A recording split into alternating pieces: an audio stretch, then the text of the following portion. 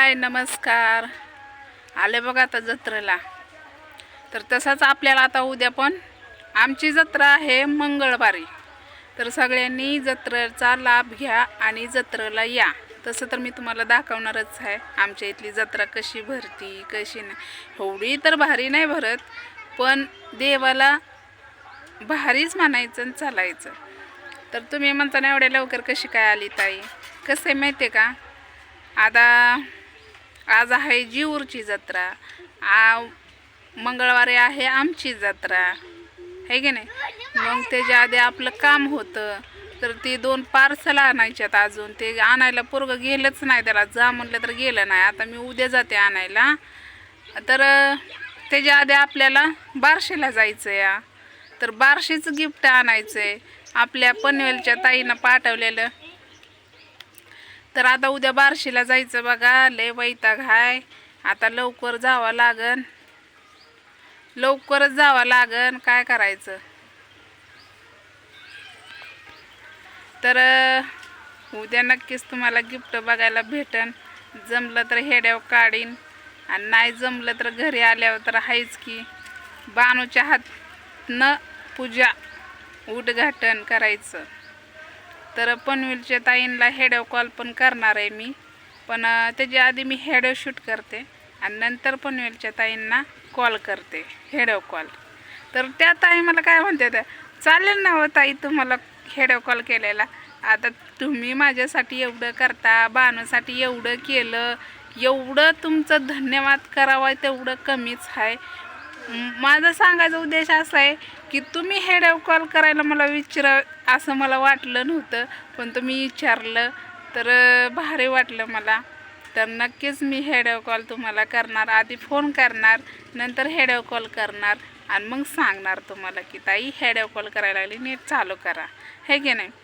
तर बानूच्या हातनं त्याचं उद्घाटन आहे, कारण बानूसाठी एवढं मोठ्या ताईनं निर्णय घेतला.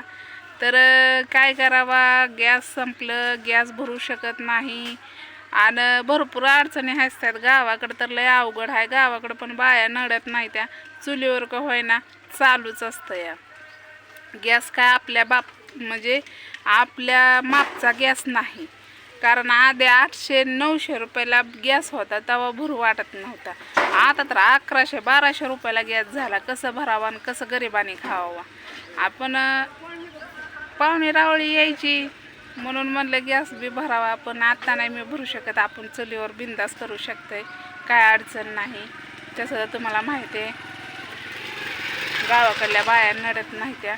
तर आता तुम्हाला मी दाखवणार आमच्या इथली जत्रा कशी भरती कशी नाही. तर त्याच्या आधी मी आता लय वेळ झाला आली, 1-1.5 वाजता आली असेल मी. 1-1.5 वाजता आली. तिथनं परत बहिणीला बघायला गेली टिंबुर्णीला. आता तुम्ही म्हणसान ताई हेडो कॉल ही काय हेडो शूट करायचा का नाही केला, आम्हाला का नाही दाखवलं, कसं आहे कुणाला आवडतं नाही आवडतं. आता तिचं ऑपरेशन झालं, मग आपण गेलो आणि आपण आपल्या पोटासाठी म्हणजे आपल्या हेडोसाठी त्यांचं मन दुखून हेडो काढणं कितपत योग्य आहे ते मला पटत नाही. आणि समोरच्याला आवडलं, खुशीनं म्हणलं काढ तर मी काढत असते. आणि तसं तर ती जुन्या हेड्यामध्ये आहेच. तर तिची सासू ही आलती, भरपूर बघायला आलती. मग मी पण गेले उभी. काय नेलं नाही, फक्त नारळ पाणी नेलं आणि चक्कू आणि काहीतरी द्राक्षी नेली. बघा जेवढं आपल्याच्याने होतंय 5 बोटाने तेवढं करावंच लागतं. आता कसं असतं माहिती आहे का, बहिणी म्हणतात ना बहिणी बाळा असावा असं. तर मला 2-3 बहिणी आहेत, त्या खूप छान माझा असं विचार करतात, मला सांगतात समजून. जिथं चुकल तिथं सांगतात. मी दुःखी असले तर माझ्या दुःखात सहभागी होत्यात आणि मी आनंद असले तर माझ्या आनंदात सहभागी होत्यात.